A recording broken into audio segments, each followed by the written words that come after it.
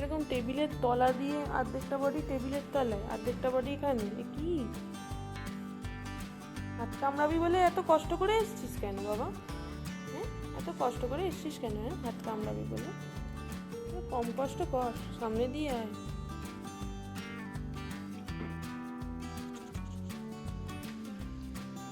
High তুলতে তুলতে কামড়াচ্ছিস।